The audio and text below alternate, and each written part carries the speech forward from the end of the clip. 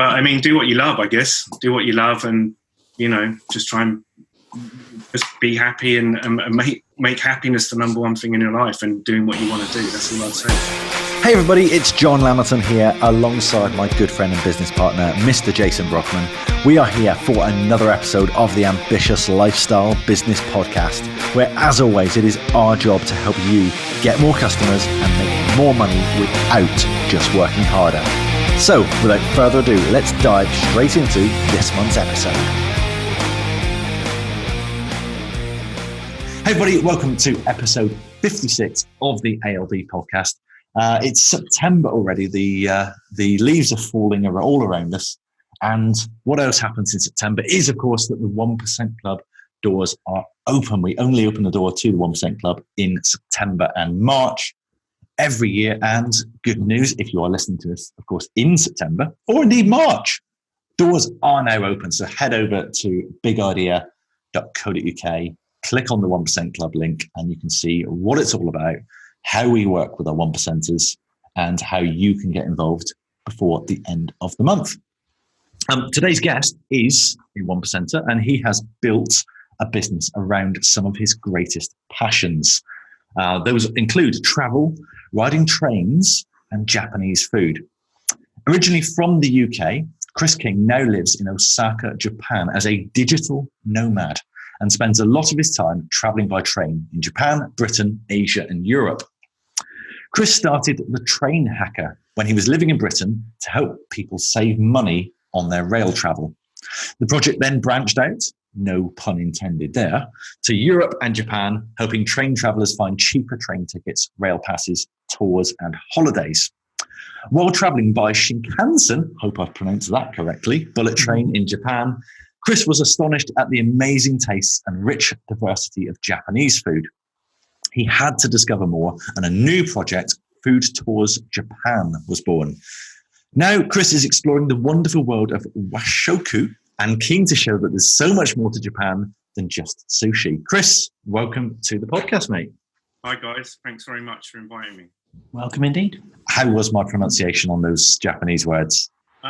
It was all pretty good. Yeah, Shinkansen, bullet train. Most people just refer to it as bullet train, and it's washoku. Washoku, yeah? Washoku, which is really just means Japanese cuisine and all the stuff around it, really. Ideal. So we are going to learn, I think, a lot of Japanese cultures, traditions, and new words in today's podcast. It's not often actually it is quite often we come up with new words on the podcast. We just make it up as we go along, isn't it? As usual. So Chris, we first met probably over a decade ago. And when we met, you were not a digital nomad. You were not living in Japan, writing about food and bullet trains, were you? No. I mean, at the time I spent nearly, I think about 8.5 years working for BT. Mm-hmm. And that was a really great experience. Worked with some really bright people and managed to get involved in a lot of digital stuff, everything from kind of online customer experience to e-commerce. But yeah, the most enjoyable bit and the bit I worked in most of the time there was affiliate marketing. So yeah, I was on the other side, advertiser side. So what was your role within BT? I started off working in the affiliate team. There was 4 of us, kind of big operation, a bigger operation at somewhere like BT.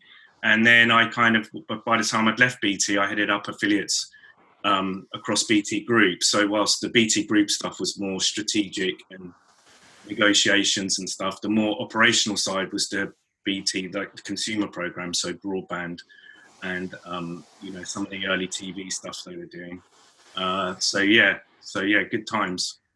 As you say, we were almost on opposite sides of the fence back in the day, weren't we? It's kind of there was almost a them and us culture. I remember in affiliate marketing, whereby you had these massive brands. Say BT is probably one of the biggest there were, and then you had guys like us sat in bedrooms, as somebody famously said, grubby little affiliates sat in their bedrooms, knocking websites up, and it was almost a very strange partnership. If you were to imagine British Telecom's ideal source of sales and partners, you probably wouldn't have thought that, or certainly 15 years ago, 10 years ago, you wouldn't have thought that was a 20-something-year-old kid sat in his bedroom in his boxer shorts, playing around with a website and just knocking something up and almost, hacking Google. It wouldn't have made sense, but you wouldn't have thought that this very, very small guy would work with this massive FTSE 100 company, would you? No, I mean, that's funny because at BT, I had a really, really good boss and really good people I worked with. And I think they embraced it really early. And we used to show a lot of humility towards publishers, right from the early days. And there's a few things. Like one, we were in a sales team, which meant that we were on quarterly sales bonuses. Whereas, as you know, even today, most affiliate marketing is in the marketing department. So we were heavily incentivized, and we had some really golden years with bonuses. So that was, I think, one thing that made us really unique. And I think also because we're in sales, it also helped us more build on the relationship side. So we were very soft in our approach, really, to affiliate marketing. Yeah, we had to have some very awkward conversations and stuff along the way. But I think generally speaking, we had the kind of right approach. I think at the time we were kind of out there with all the big brands. I think we were kind of leading the pack as to how to approach this sort of new channel. It amazed me just thinking, going back in the day now, and there I am sat in my bedroom coding a website. I knew nothing about internet marketing, exactly me coding. But, I was hacking websites together and just throwing, really, really shoddy design up on a page and creating this brand out of nothing. And I was a 20-something-year-old kid who knew very little. And I was sat in my bedroom, my spare bedroom, putting these websites up. And then all of a sudden, I could go and speak to somebody at Procter & Gamble and say, oh, we've got this website offering, free samples of stuff. You've got samples of Persil or Ariel that you want to give away.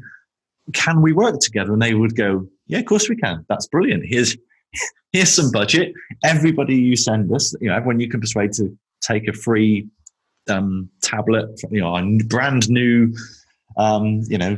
even washing good. brand new, a Head and Shoulders sachet of shampoo. If you can get 5,000 people to take a sachet of shampoo, we'll give you £5,000. Oh, brilliant. Okay. And, very, very unlikely bedfellows, but that was what affiliate marketing was all about, because it was the guys in the bedrooms that were actually attracting the traffic. And I think this is, oh God, I almost quoted Gary Vaynerchuk then, and I must stop doing this.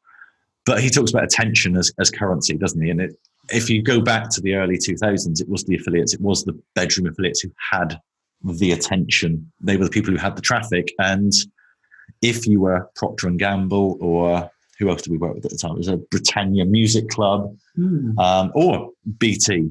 Mm-hmm. And you wanted the attention. Well, it was the guys in the bedroom who had that. And it was almost a win-win for both parties, because it was a commission-only deal. Procter & Gamble didn't come to me and say, here's £5,000. What can you do with it? They came to me and said, we'll give you £1 for every sample you give away. Mm-hmm. Worked for them, worked for me. It was the best of both worlds. Yeah, I mean, and ironically, as you know, affiliate marketing had a kind of a bit of a bad reputation. I think it probably still does in agencies, but then agencies have a bad reputation with a lot of other people on other sides of the fence. I think everyone's got a bad reputation. Yeah, I mean, just the whole performance model, though, has kind of moved. As you know, it started off with affiliate marketing, but then that then moved into PPC and SEO. I mean, when I started BT 2002, 2003 on the affiliates, there was certainly a lot of more diversity of publishers. And by the time I'd left BT 2008, 9, I think, there was increasingly less publishers, different publishers driving sales.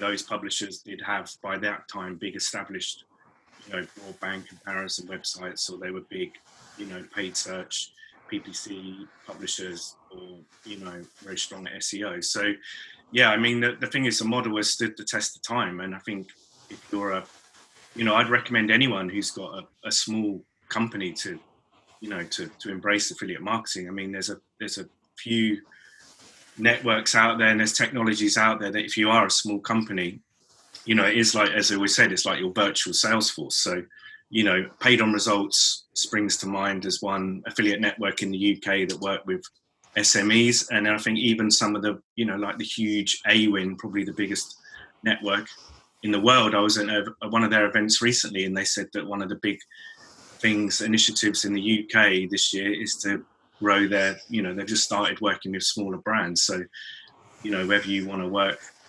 with any network, if you want to grow your business, you can, no matter what you're selling. I think getting an affiliate program, you just need to look at what the setup costs are, and obviously work out the costs and the revenue. It's just like any other kind of partner marketing, really.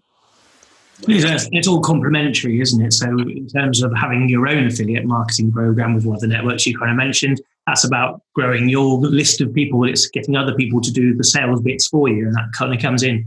Or conversely, if you were going to look at working with the affiliate networks to see what partners they have, it's about growing your product portfolio necessarily, or adding additional services to what you can kind of offer as well. So there's actually a two-way synergy there that you can kind of work with these networks in affiliate marketing, isn't there?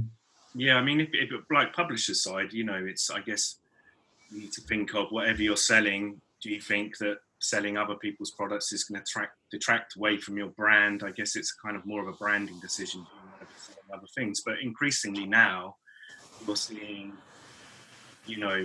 big established companies, certainly in the travel space, that they're selling their own product, but then as a sideline, they're also selling affiliate stuff. So, I think, like, say, some company like the Train Line are now selling Japan Rail passes, but they're only selling those through a partnership with somebody else. Mm-hmm. So, I mean, if you've got a product and then you've got content and there's other similar products or, related products, then I think it's an extra revenue stream that I think any advertiser should look at, as well as, a publisher, both sides of the coin. Yeah, I think one of the key words there you said is partnership, isn't it? It is about having a partners to kind of work with and to grow your business and to grow their business, and actually working together to do that. Yeah, I mean, absolutely. I mean, I think now there's a bit of a hoo-ha in the UK space about whether it's partner marketing or affiliate marketing or performance marketing. But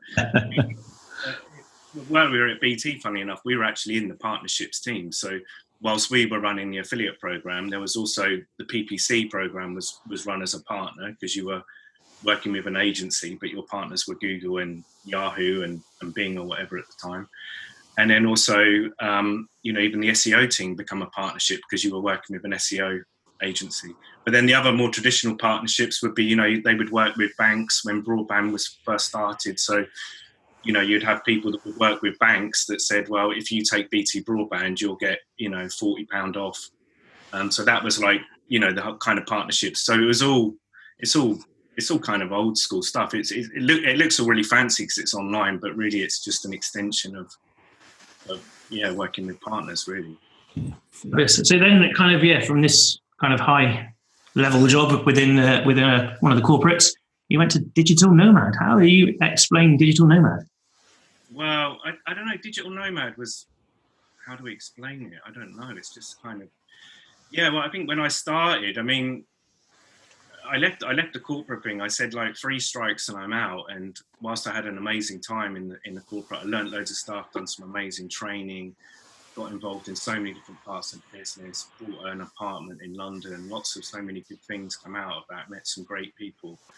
But I kind of said to myself, 3 strikes and you're out of working with somebody else. And twice at BT, I had a couple of situations whereby I was promised something and it wasn't delivered. And then I briefly worked at AOL and it happened a 3rd time. So I sort of said, well, okay, that's it. So I just went out into the brave world of starting a business. And from day one, I didn't really have a clue. But, after a couple of years, I realized that there was a way that I could run this business and be a digital nomad. Because after, I quit BT and went traveling, I quit AOL, went traveling for 6 months, come back, started a business. Maybe after traveling in India for 6 months, maybe not the best state of mind to come back and start a business. And my first publishing business didn't really work that well. Then I did consultancy, and then I kind of thought, I want to go traveling again. And I had a couple of clients. And at the time, there was a lot of stuff. I was reading Chris Gullibo a lot. I'd highly recommend that book, The $100 Startup. Obviously, I've read Tim Ferriss' 4-Hour Work Week. So it was kind of the digital nomad thing was starting my business, which came out of the decade of the corporation. I needed to go to India to just cleanse my soul, really, just to restart my life. And then I realized that I could travel and run my business at the same time. So, the arbitrage, if I had consultancy clients in London, I was obviously earning quite good money. And then I could go and live in Vietnam or Cambodia on a very low cost and run my business, but also while out there doing research and also starting some travel projects, doing research for my travel clients as well. So yeah, a bit of a long-winded way, but the digital nomad thing kind of come out of a whole load of things come together. And really, I guess the reason I wanted to get out of the corporate world is because whilst I wasn't prepared to sit around and wait for my pension, I wanted to see the world. And I thought, I don't want to see the world when I'm 60. I want to see the world now while I'm young. And then that kind of led from one thing to another. Sorry, it's a bit of a long-winded answer for you. That's a fantastic answer, because it leads us into, well, you've travelled lots of places in the world and you've kind of had that refresh in India and off to Cambodia and Vietnam and various other places. And you finally settled in Japan. What made you choose Japan? Well, there's a few things. One, the train travel projects was leading me down that route because I love train travel in Britain and then Europe. And that's when I sort of started the Train Hack. I was in and out of Asia. Then at a certain point, I realized, well, actually, I find Asia a lot more of a mellow place to be.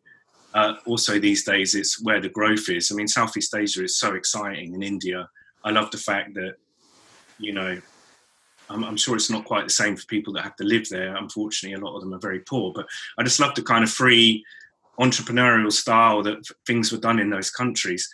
And then so the Japan thing, I actually met my wife, who's Japanese. I met her at a train station, actually, in Vietnam, the most northerly train station in Vietnam.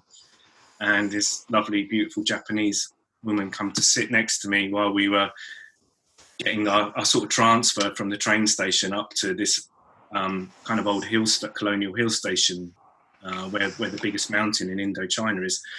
And she was Japanese. And then that opened my eyes to, I'm thinking, well, if I'm working in train travel, why am I not writing about more inspiring stuff like, train travel in Japan? Whilst I love train travel in Britain, when it works, it's great. And if you're a leisure traveller, but as we know, there are some amazing things going on in rail travel in Britain, but really it's not so inspiring as somewhere like Japan, which is, 2 generations of Britain when it comes to rail travel. So I kind of, so that sort of led me down that path. And then I just kind of thought that I want to actually focus more on Japan travel projects. I could see there was an opportunity there. Wasn't a lot of stuff being published, and what stuff was being published about travel in Japan was what I found seemed to be quite inaccurate. So I kind of, decided to go out to Japan and do some sort of research for my business over there. I love the fact you said just now, and I'm conscious there's going to be people listening to this podcast now, sat on a train somewhere on their daily commute into the city, and it may be a 90-minute commute, and the train's been delayed for so many times, and you're sat in maybe an overcrowded hot carriage, and you've just heard Chris say, "I love train travel in the UK." I mean, as a leisure traveller, I think it's good. But I mean, to commute, I've been there, seen it, got the T-shirt. I commuted in London. I commuted, short-term commute on overground. And I commuted on the tube. The other day, I was up in London to went to watch a couple of cricket matches, and I caught the late rush hour. And it's like I could never do this again. I knew that, visiting London, say 6 years ago. I could never go back to that. And I mean, it's the choice you make. It's, you know, I've got old friends who I've met. They are loaded. They've got free cars. They've got massive houses. They've got big gardens. You know, one thing they say to me all the time is they don't have any time. You know, so, you know, you kind of make your choice. So if you want the big house, if you want to leverage yourself up and you want to do that, that's fine. But there's other ways you can live your life. And too many people, I think in the past, have kind of fallen for the, you know, got to have a big house, got to have a car, got to have this, got to have that. And you don't really need that. You never needed it in the first place. And you certainly don't need it today, where you've got a lot more freedom. You know, you can work where you want. You have so many more opportunities now to set up a business. There's so much more help now, you know, like the 1% Club. And, you know, there's so many books, you know, there's so many people, you know, there's so much stuff out there which can help you now start a business. So, yeah, you don't need to do that, guys and ladies. Give it up now.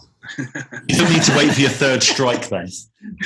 Well, I guess that was a bit, I think at the time I was there, because I travelled after school, I travelled after university, and I think I just had an itch, and I think maybe I didn't have the confidence to make that leap. I mean, at the time I was working with all these affiliate entrepreneurs. I remember one of them used to say to me all the time, "You're crazy. Why would you want to leave BT? You know, you can work from home. You know, you're on a good quarterly. You get good quarterly sales bonuses. Or, you know, you've got a a pension, which final salary pension scheme. All this sort of stuff. You have all this freedom. You're able to go out and stuff. But you know, that's just sort of superficial stuff, really. If you think about it, and a lot of it's material. So, you know, I just wanted freedom more than anything else. And of course, I'm ambitious. I want to make money. I want to make more money than I've made today. But as well as that, I value freedom more than kind of just purely money and material things. And so does my wife. So, you know, that's a marriage made in heaven. It's an easy trap to fall down, isn't it? I remember a few years ago, we were looking to have an extension done on the house. So we went to get to remortgage, went down and sat with the bank manager, and he sort of put all the numbers into his computer, and he came up with this lovely, really big figure on his screen. He said, "That's how much you could borrow." And I instantly then went home, went on Zoopla, and started Googling houses for that sort of money. And I was like, oh my God, I can have the house in the country. I can have a 7-bedroom house with a half a mile long driveway. And then I looked at the monthly repayments and figured out how hard I'd have to work in order to actually pay for it. And then I thought, well, actually, then I'd have to employ a team of gardeners to look after those acres of land. And I don't need 7 bedrooms. And do I really need a driveway that's half a mile long? And oh my God, I'd be a target for burglars. And oh no, and I'd have to move house. Oh my God, that's the most stressful thing ever. So we borrowed a lot less than we could have done. We remodeled this house, which we've lived in now for 16 years. And this is now our perfect house because we've designed it for us. And this is exactly what you've done, Chris, with your business and with your lifestyle now. As we always say, what does the ambitious lifestyle business look like for you? And as you said, freedom, it's time. It's very little to do with money. I'm sure you're ambitious, you want to make money, you want to make good money, but actually what you want to do more than anything is travel the world, is go and see these sites, go and enjoy the amazing food. And, you mentioned just now you've been to a cricket match. Now, for a lot of people listening, going to a cricket match isn't a big thing. But let's imagine you live on the other side of the planet and the cricket match we're talking about is the Cricket World Cup. Chris has taken, 2.5 months out of your life? Well, 3 months, actually. 3 months. So 3 months to travel back to the UK, stay here and take in the Cricket World Cup. Yeah. And it's your business that's allowed you to do that. Because if you were still in the corporate world saying, can I take 3 months off paid to go to another country and watch a passion of mine at the very highest level, they'd probably say, Chris, you've got 6 days leave left.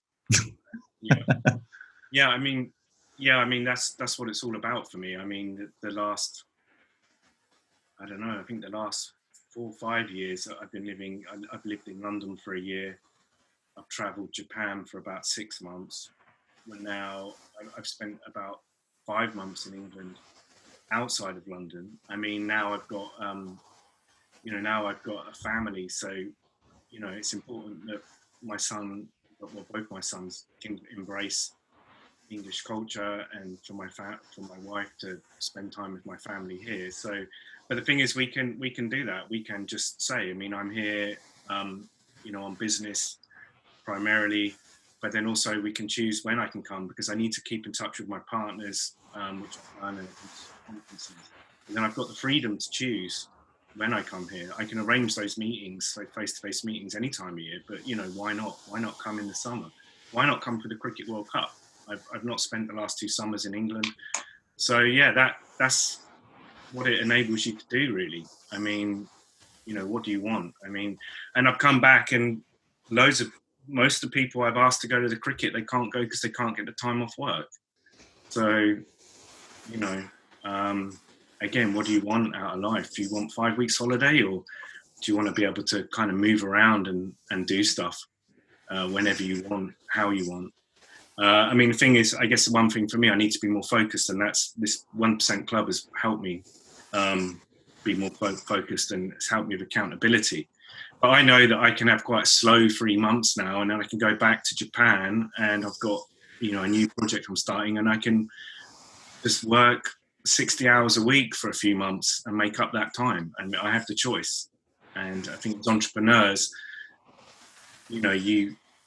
that is, I guess, all of us, we're all a bit crazy in some way, right? You've got to be a bit crazy to be an entrepreneur. So, but that's the way I kind of look at it. I don't really, I have some campaigns and stuff that I've got to do every year. But apart from that, I'm just gradually building up my projects, and I can do that whenever I want. How has the 1% Club helped you with your focus? Well, I think it's helped because I also, it's helped me because I think actually paying for the service has made me take it a lot more seriously. So it's helped me with the accountability. It's helped me to show up on time regularly. Unfortunately, I can't make one of the monthly calls when I'm in Japan, but I might try and start making that. So to get up, to show up, to actually talk about what I'm doing and be honest.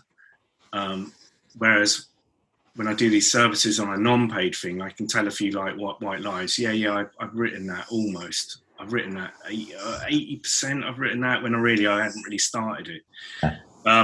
But yeah, it's helping me with focus and time management, and also working with you guys with similar business to me, which has been helpful. But also the kind of diverse, the other people in the group. There's a diverse group of people, and so it's good to listen to them. Focus, time management, accountability. It's great because you could, as I say, you hit most of our coaching calls, and you're on most of those, and it's really good because actually, one, we can follow your journey. Two, you can kind of be held accountable because we can talk about what you're up to. We can say actually how did that go, and we can actually did you do that thing that you were going to do? And you're there every week, ready to take whatever's coming at you if you haven't done it really. So it kind of focuses you to make sure that things are done, doesn't it? Yeah, no, I am honest on our calls, and so I'm probably in line for a bit of a thrashing from you guys if I don't. Well, I think we did threaten to withhold your Cricket World Cup tickets at one point, didn't we? Yeah, but I've never been that good with authority since I left the I'm afraid that wasn't going to work. But I mean, I need to kind of pull my finger out about this a bit this summer. But then, like I say, I can catch up. You've crafted this, lifestyle business. That's this ambitious lifestyle business. You've crafted it. You've got your passions that you wanted to have a business about. You've got your travel. You've got your food.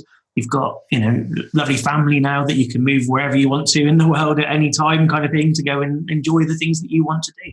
It's kind of the envy of most entrepreneurs, I would say, really, because that's what they're all kind of striving for. That's kind of what they feel they're going to get when they get into business. But very often they don't make those time for the lifestyle bits.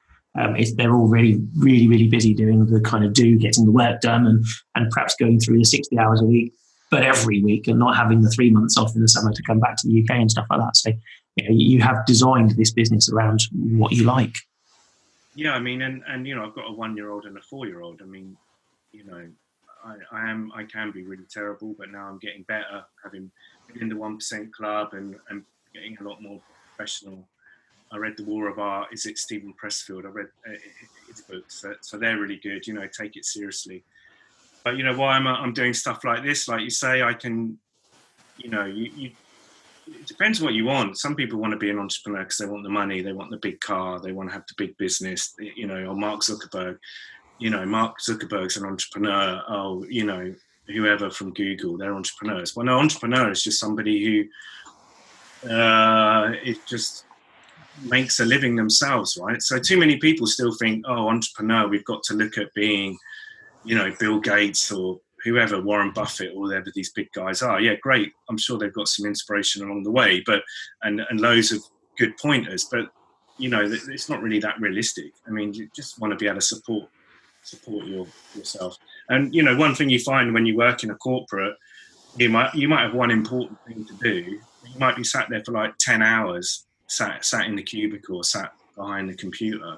Whereas you guys know, as being an entrepreneur, you can maybe do that one bit of work, you can do it in 2 hours. And then when your son says he wants to go down the beach and throw some stones in the water, you can just go, yeah, all right, because I've done my one thing this morning. I've done the important thing. So I know that I can go off for an hour or two and I can come back. I mean, for me, being an entrepreneur is about making my own lifestyle choices. It's not, it's not to be, running around managing a team of 80 people. But that works for some people. Other people, it doesn't. So absolutely. And for some people, they want to be the next Mark Zuckerberg or Larry Page or Bill Gates or Elon Musk. Those guys are probably not listening to the Ambitious Lifestyle Business podcast. But I'm not saying that they're wrong and I'm right. They're right for them. That's what they want. But don't force feed it down my throat that that's what every entrepreneur should want. What was your definition of your lazy entrepreneur? What's the... What, my ultimate job description? Yes, your ultimate job description. To do what I want, when I want, where I want, when I want, how I want, if I want. If you want, absolutely. But Mark Zuckerberg has that same definition, I would say. It's exactly the same, but with a different... Yeah, he just wants something different. And Chris here, he's got that same definition too. Yeah. Yeah. But it's interesting, obviously, Chris, where you started, when we started this conversation was, oh, well, I get, a good quarterly bonus. I've got a final salary, pension, maybe got some health perks, 5 weeks salary a year. I'm set. I'm happy. But then you didn't necessarily know at the time what you really wanted. And I think perhaps, as you said, I think, when you were sat at that most northerly railway station in Vietnam, your eyes were opened. Now, you left us hanging a little bit there because you ended the story with, and then this beautiful lady sat down next to me. Yeah. So what happened next? Well, what happened next? Well, we ended up, I don't know, we spent about a day and a half together. Well, actually, if we can do a quick sideline, I've got so we met and we went up to this final part of this hill station town in this 4x4. And when we got out, there was all these hill tribe women there, kind of, can we take you on a walk tomorrow? Do you want to buy some stuff, kind of thing. As soon as we got out the 4x4. And so, my wife-to-be, she went off walking one way, I went off the other way. We said bye-bye, and that was it. And all these hill tribe women were trying to sell us stuff as we get out of this 4x4. And I've gone in and I've spoken to my mate who I've met traveling, who was still in Hanoi. And he's kind of Australian-British guy. And that, I said to him, I met this beautiful woman this evening. And he's like, okay, now, mate, what is it with you English? Did you get her, did you get her phone number? Did you get her email address? I said, no. Well, what is it with you English? Why, go and find her. And I was like, oh, well, whatever. Anyway, so I had breakfast, and I was thinking, like, well, why didn't I get that girl's email address? She was lovely. She was really sweet. And so I went out of my kind of whatever small hotel, whatever I was in, about an hour later, having spoke to him, had some breakfast, had a wash. And who stood outside is one of the Hill Tribe women. And she said, oh, your girlfriend, she went the wrong way. We had to show her the way. I was like, well, where is she? And she says, oh, she's at this hotel down here because she was walking in the right. I said, please, can you tell me where the hotel is? So anyway, I went down and found the hotel, and I went in, and there was another Australian guy there on the door, actually. And I said to this guy, I said, have you had a Japanese lady arrive today? He was like, might have done. I was like, well, I met her traveling. If she's here, can you go and ask her to come down? And he's like, well, shouldn't really leave our clients confident. And I was like, look, mate, is she here or not? There's not many Japanese people in this. So anyway, under duress, he goes, okay. So anyway, he went upstairs, got Wacko, my wife, and I said, would you like to meet up for dinner tonight? And she said yes. And then when she went off, this Australian guy turned around to me and went, hey, mate, you got no chance. I was like, what are you talking about? You got no chance, mate. I could tell by her body language. Anyway, I kind of just brushed this guy off, just thinking, what are you on about? What are you talking about? You got no chance, mate. Anyway, it turns out, as I find out a few weeks later, that he had actually asked her out for dinner as well as soon as she arrived. So he was just peeved that she had said no to him. So that's why this guy who worked in this hotel, he was like the manager. That's why he was so upset. But anyway, so I went out for dinner with my wife that day. I invited her. So the following day, she was going to do a walk in this place, and then she was going to head off on her travels. So, of course, when she's saying, oh, I'm going to do a walk tomorrow around all these paddy fields around, I turned around and invited myself. I was like, oh, yeah, I was going to do that, So, and then we met. And we spent half a day together. Then I chased her down for the rest of the time she was in Vietnam, and we met up for 5 days later. Then we went back our separate ways. Then she came to England, and she came to England for a few weeks. 6 months later, we went to Thailand and met there. And yeah, that's kind of how it happened. We were living on the other side of the world for about 1.5 years before we fully got together. And that involved being in Vietnam, being in London, and being in Thailand. It's great. Yeah, that is an amazing story, mate. And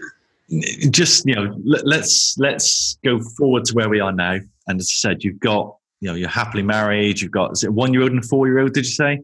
Yeah, got 2 boys. Yeah, so you've got this amazing family, none of which would have happened without you making the decision to do something that was a little bit tough, and go and hunt down this beautiful lady that you were sat next to on the train.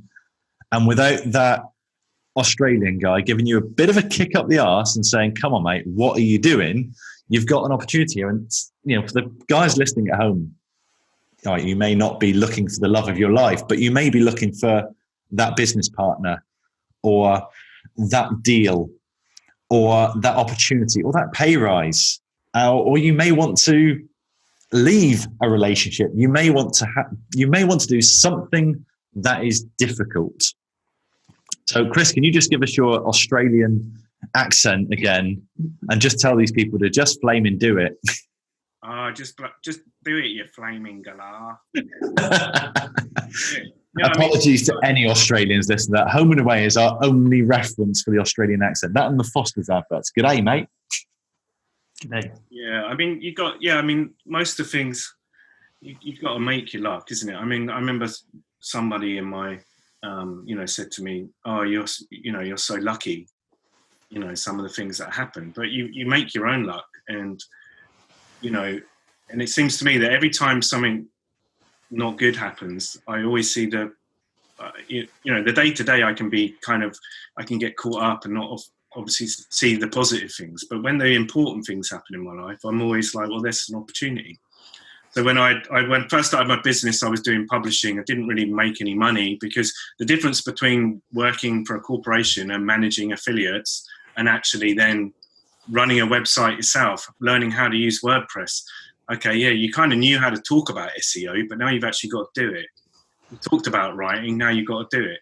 So that's such a different thing. But then I did the consultancy, which was great because I worked with some travel clients, and I'd had a bit of a run of trying to get some new business. Had really messed around.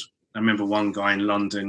He was over in the city, and I was in Notting Hill, and he was like, "Oh, I'll just wait an hour, for a meeting," and trying to chase new business and wasting your time. But I had a couple of really good clients. But when the final client of those two more stable ones said to me, we don't need any more at the moment. Again, that was a great opportunity. All of a sudden, I saw this massive hole in my revenue. But I just thought, well, this is publishing 2.0 now. So now you've got to go fully into the publishing. As whilst I was doing the consultancy, I was incubating another publishing project. And it's kind of like, those moments in life where it's all a bit, that's when the most opportunities come up. And that's when you kind of grit your teeth and you really knuckle down. So, I think that's one of the great things about being an entrepreneur, right? You have your ups and downs, revenue and stuff like that, but you just got to keep going, right? So, and seeking those opportunities or finding them, or actually just seeing them because they're there, they're all ready to be taken all over the place, but actually just being able to be focused, go, actually, I need to fill that hole now. There's the opportunity I was looking for, but I just didn't know it was there because you're too busy focused sometimes, isn't it?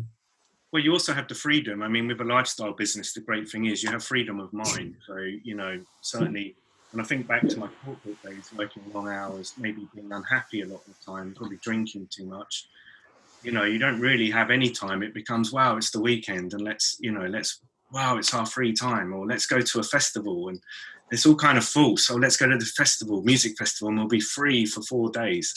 Well, actually, you just need to look at your life in a completely different way. And actually being a lifestyle entrepreneur gives you so much intellectual freedom or thinking time, which obviously you need to harness that. But, thinking of new opportunities, like Food Tours Japan. It was traveling in Japan. Wow, this is amazing. Everyone just thinks Japanese food is sushi and ramen. Actually, there's so much to it. The UN, UNESCO or something had made it I think along with maybe French food and Italian food, it's now like a whatever protected thing over there with the UN. And that was just so, opens your eyes so much. And, and you've got the freedom, like, let's look for some domain names. How could we do a business? And that's the great thing about being a lifestyle entrepreneur. You can think about new ideas, you can incubate businesses, you can start things, you can try things. You might try some things, put a few web pages up, it doesn't work. Okay, let's try another project. Let's try another one. This one gets a bit of traction. Let's do that. So, yeah. I think you mentioned it earlier, Chris, and I think as entrepreneurs, we are a bit weird, a bit strange, and a bit not normal. And we are the guys that go, yes, it's Monday. Brilliant. I get to go back to creating all these ideas that I've had. And it's the chance to be a little bit creative, I think, as well with, you may not even imagine yourself to be creative, but you are designing a business here. And as you said, you can just try some stuff, have some ideas, think, wonder if that would work. And yeah, if it's the old entrepreneur saying that when life gives you lemons, sell lemonade. That's so true. Well, if anybody's interested to hear a little bit more about your what things you're doing, your travel and your Japan food and Japan food. That's it. Of all the pronunciation we had, I didn't think Japan was going to be the trouble we were going to have. Oh dear, that's fantastic. If they want to find out a little bit more about your traveling and your Japanese food and cultures and stuff like that, I'm out in Japan now on research primarily for the business. So I've spent a few months traveling on the train. Doing the rail pass stuff, so I've got a lot of material for that. But then also the food. I mean, as well, everyone has to go to Japan once, and I'm living in Osaka, which they say is the kind of kitchen of the nation. So Osaka people, they have a saying, "Kudaiore." That's probably bad pronunciation. My wife would probably laugh, and even my 4-year-old son at this point. Sounded right to me. Kudaiore. Anyway, and basically what it means is that Osakans eat themselves through bankruptcy. And they used to say that people in Kyoto or Tokyo, one of them spends all their money on lavish clothes. One of the other ones is spends all their money on lavish shoes, but Osakans spend all their money on food. So in Osaka, everyone who goes to Japan must go to Osaka, even if they're based in Kyoto. Osaka's only an hour away. Go down there at least for an evening, because a lot of people do miss it off. But the food there is incredible, the whole culture, and everything I've ever done in Osaka with Osakan people, there's food. There's a food element, and it has the most wonderful places. Yeah, of course, Tokyo's, much bigger, and it's the capital, and it's got, a massive, there's more Michelin star restaurants in Tokyo than any other city in the world. Number 2 is Paris. Number 3 is Kyoto, and number 4 is Osaka. So 3 Japanese cities out of the top 4. The most Michelin star restaurants.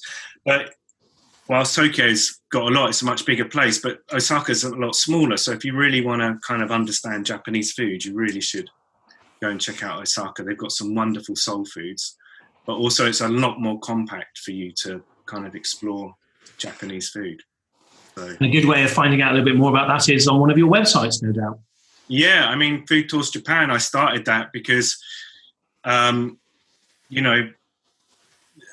a marketer at heart, so I'm always looking at the trends, and I've been involved in travel now for nearly a decade, actually on a business side, and food tourism is getting bigger, travel to Japan's getting bigger. So it's about marrying up opportunities that you see with the things that are important to you. So, I mean, when I spent some time at my local place in Osaka, before the second child come along, I had a lot more time. But, I'd go to like what they call izakaya, which is a kind of like, my one, it's kind of like an English pub with 4-star food. I don't know if that's, and like proper 4-star food, And, just they're so seasonal and local, and it's the amazing food that comes out. And I think too many travelers go to Japan and they don't explore the food. And here's one for you. So when I traveled Indochina, I heard all this great stuff about Vietnamese food. So before I'd even arrived in Vietnam, within the first week, I'd booked 3 food tours because I wanted to go there straight away. I did one that's was around like pho noodles, which is very popular, seafood. And I did another tour because I wanted to, as soon as I arrived there, I thought I'm going to be here for maybe up to 6 months or something. I want to find out about the food. I want a shortcut. I want to go straight and find out about the food so that I can, when I'm here, I can do that. And I would recommend to anyone when they go to Japan, go on a food tour. Go to food tours, go to foodtoursjapan.com and check it out. So I'm curating. So it's like for me, it's like a next generation of being a content publisher stroke affiliate. I'm actually now curating what I think are the best tours. So if you want to have ramen in Tokyo, here's the best tours. If you want to, explore some Osaka soul food, here's the best tours. If you want to eat Kyoto style haute cuisine, 25-course kaiseki, which everyone should do if they go to Japan, here's the best places you can get that. So it's so, but so many people go to Japan and they're in fear. And to be honest with you, it's easy to travel in Japan. Like the train travel, everything's in English. All the announcements are in English. All the signs are in English. It's a really amazing system. Everything's signposted. It's easy to get around. But actually trying to get authentic food experiences is really very difficult because a lot of the menus are not in English. Where it's not the easiest language. So you have to maybe get days, and then if you do that a couple of days of your holiday, you're then set up for the next 2-3 weeks. You might have some food. It's like, wow, there's so much amazing food in Japan. Do you want yakiniku, barbecue beef? Do you want tonkatsu, which is breaded pork fillet?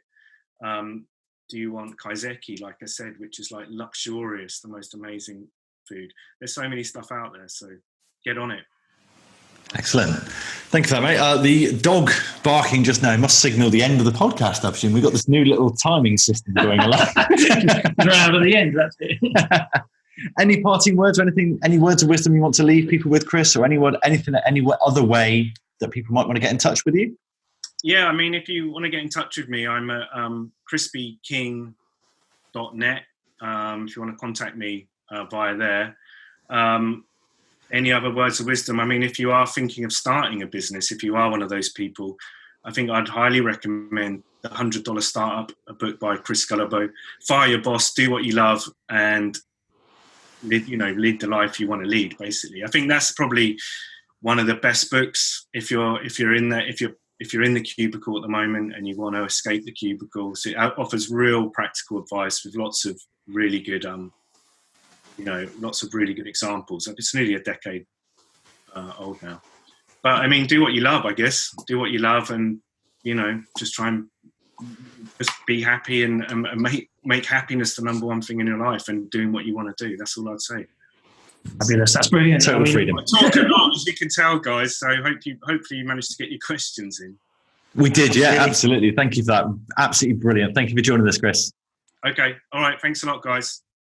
Thank you. Don't forget, guys, you can get all the show notes. You can watch the video of our interview with Chris and the transcription on the website at bigidea.co.uk, where you'll also find information about the 1% Club. As I say, it is open. If you're listening to this when this episode comes out in September, it is open until the end of September.